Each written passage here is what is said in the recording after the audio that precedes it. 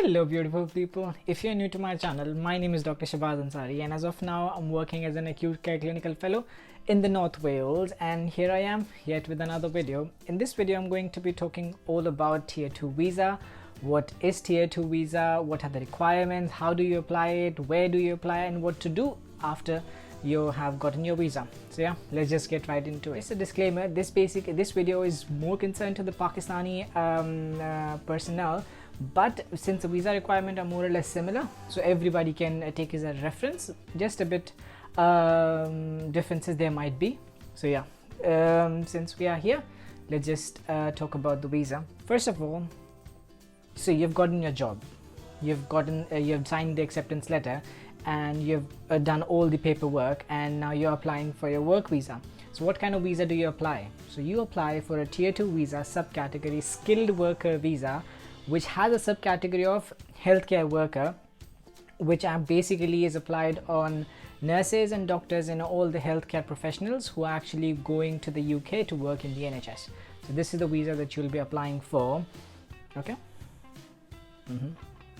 So the second thing is, what are the documents that you need in order to apply for your visa? So first and the foremost thing is the certificate of sponsorship, which is called the COS. COS is basically a document which is issued by your employer, which signifies all the written documentation that okay, this is the person and this person is employed by this hospital on this salary, and this is our contact number. We are okay to sponsor this person, and anything and everything which is to be sorted out by your employer. So once you have it, there are a couple of other documents that you need to get. Okay, so the second document is it, and the second thing would be a TB certificate.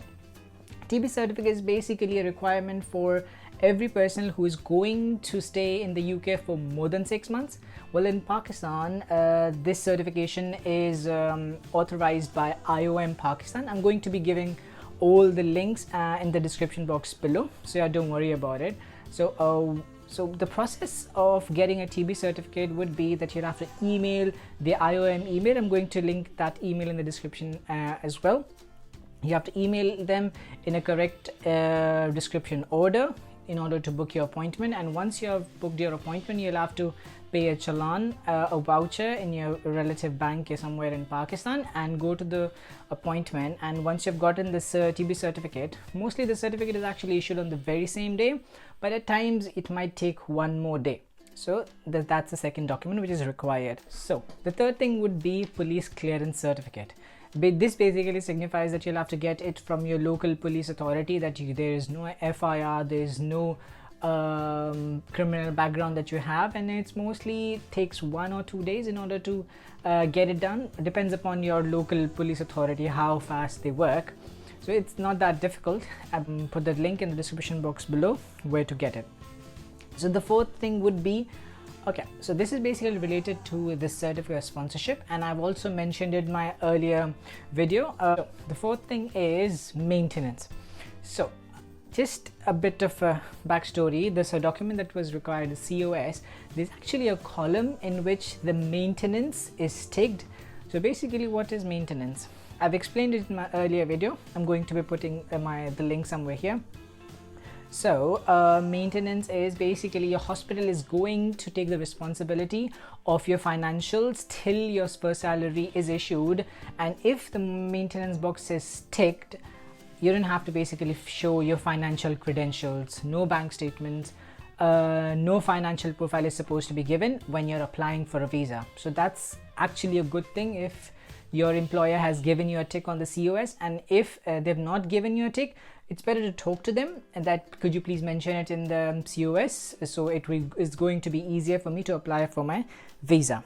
Okay, so once your documentation issues are sorted and you've gathered all these documents, you can actually book your appointment by going to gov.uk and book your appointment. The visa appointment costs around £232. I'm going to give the conversion rate as well, and you can convert it according to your currency, for a contract under 3 years.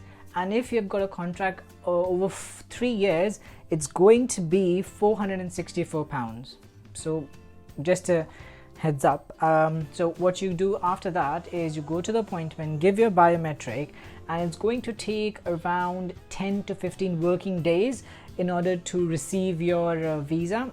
Like when you were applying for your visit visa, you actually received an email that your visa has been processed, and later on you get an email or a message from the authorities, and like in Pakistan it used to be Jerry's, that okay, your passport is ready for collection. But when you're applying for a work visa, you'll get just one email that your passport is ready for collection, and that's about it. And you go and collect your passport, and once you get your visa done from Pakistan, you have to get so the last thing would be that once you received your visa, once you have your passport in your hand, you have to get yourself a protector stamp. It's basically an organization from Pakistan which helps you and protects you once you're actually abroad, that whether your employer is actually delivering what he promised and what it was in your contract. And that's actually a prerequisite in order to fly. And if you don't have it, it might cause you a little problem when you're actually traveling at the airport, because FIA and the other authorities actually look for it, and it's actually a basic rule that you need to get it on your passport. And once you have gotten it, so you're sorted, and start packing and book your ticket and come to UK. And that's about it. If you like this video, please do tell me, and give it a like, comment and share, and subscribe to my channel in order to get more videos like this. And if you want any more content that you would like me to talk about, please care to share. And that's about it. See you later. Bye bye.